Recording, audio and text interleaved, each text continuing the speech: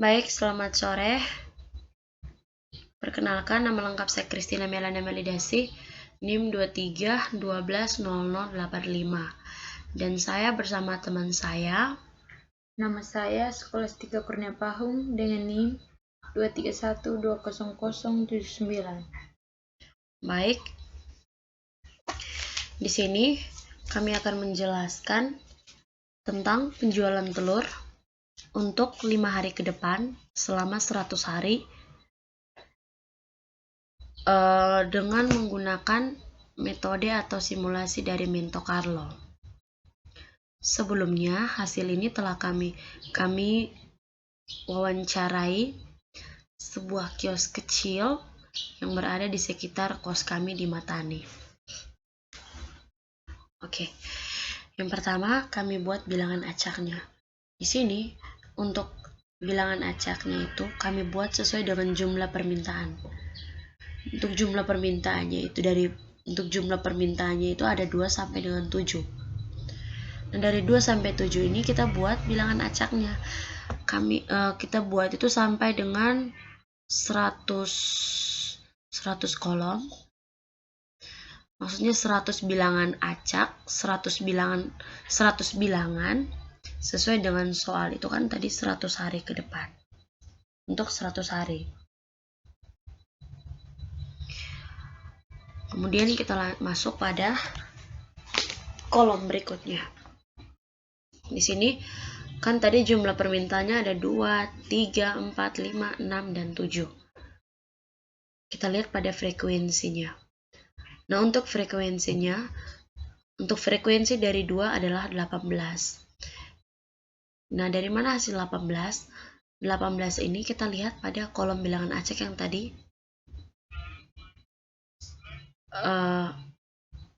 yang sudah ada ini. Untuk bilangan acaknya itu tadi misalnya kan 2 itu di hari pertama itu 2 permintaan, hari kedua 5, hari ketiga sampai dengan 100 hari.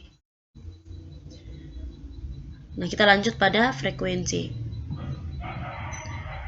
Untuk frekuensi dari 2 adalah 18. 18 ini kami dapat dari, kita lihat dari pada bilangan acak itu kita lihat ada berapa angka 2. Nah, pada bilangan acaknya itu untuk jumlah permintaan selama 2 hari itu 2 buah itu ada 18.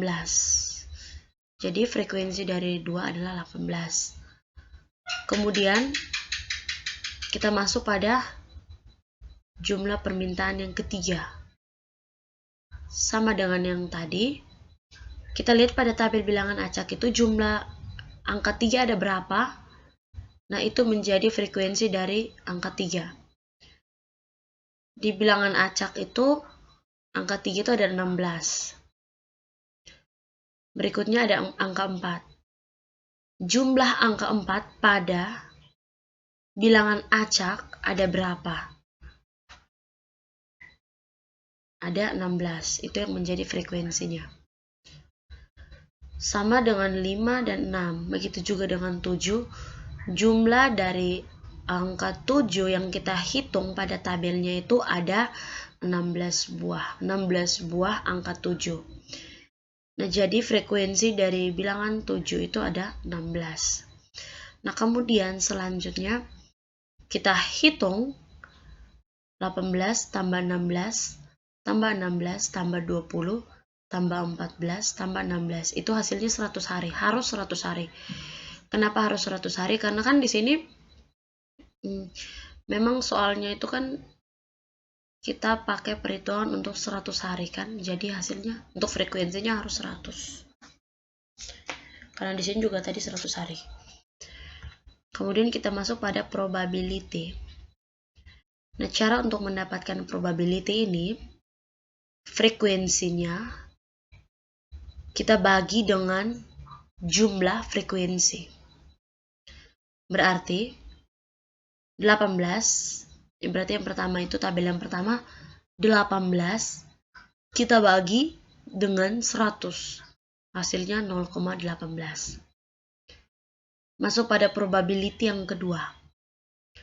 16 kita bagi dengan 100. Hasilnya 0,16.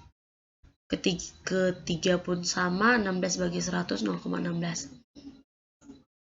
Yang keempat, 20 bagi 100, 0,2. 14 bagi 100, 0,14. 16 bagi 100, 0,16. Kemudian, kita masuk pada kumulatif. Untuk mencari kumulatif, yang pertama itu kita tetap menggunakan angka 0,18 pada probability. Kemudian kita jumlahkan dengan nilai probability yang kedua untuk mendapatkan hasil dari kumulatif yang kedua.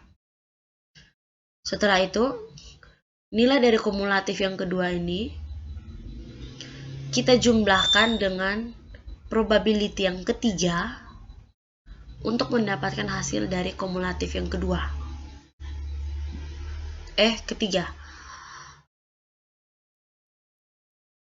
Kemudian jumlah kumulatif yang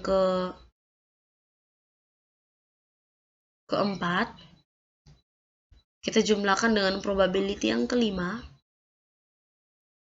untuk mendapatkan kumulatif yang kelima.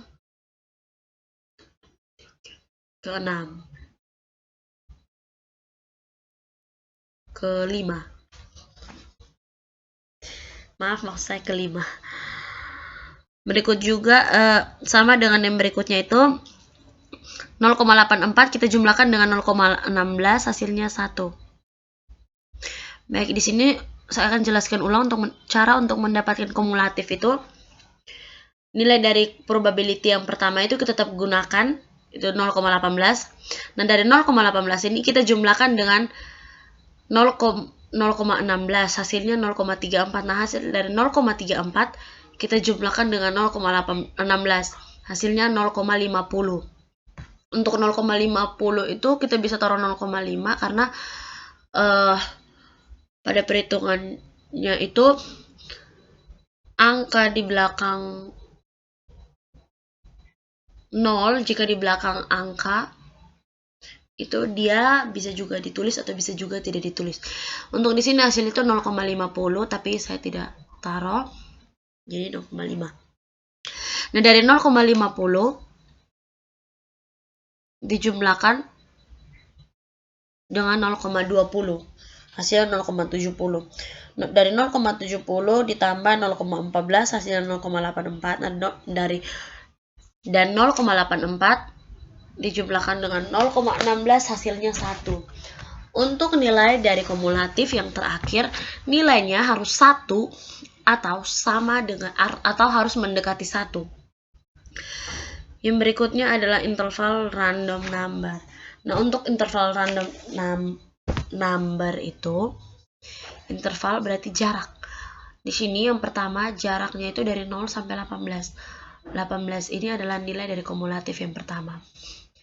Kemudian intervalnya yang berikutnya itu adalah dari 19 ke 34. 34 ini kita lihat kumulatif yang kedua. Selanjutnya 34, interval berikutnya itu 35 sampai 50. 35 itu merupakan batas atas, 50 itu merupakan batas bawah. Ya, seperti yang tadi saya bilang, 0,50, nolnya tidak perlu ditulis, tapi tetap 0,50. Kemudian 0,50 itu 51 sampai 70,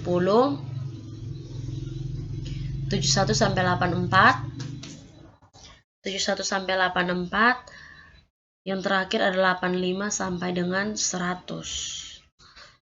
Penjelasan berikutnya oleh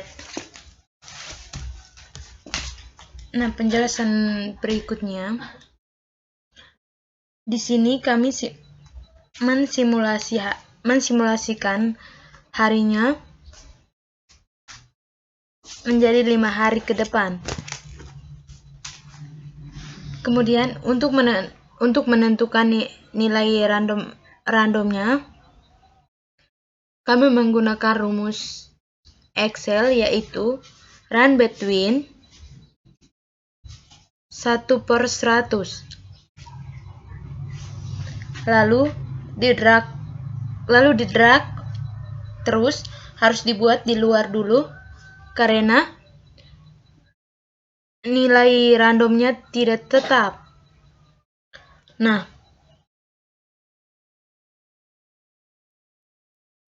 bilangan acak yang menggunakan rumus bandwidth ini sering berubah ketika kita copy paste. Kita perlu gunakan part 1, 2, 3 sehingga hasilnya tidak berubah lagi. Salah maksudnya.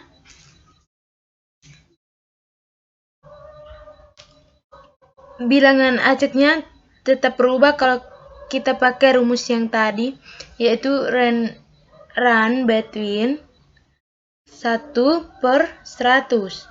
Selanjutnya, buat fungsi logika untuk pengambilan keputusan ketika angka random ini dibuat dalam rumus yang tadi saya sebutkan, rumusnya run between 1/100 ya. Tapi angkanya tidak tetap, dia sering berubah-ubah. Nah, di kolom permintaan simulasi sama seperti di random nilai, dia juga tidak tetap karena kami memakai rumus Excel, yaitu run between 1/1000. Jadi, itu saja penjelasan dari kami.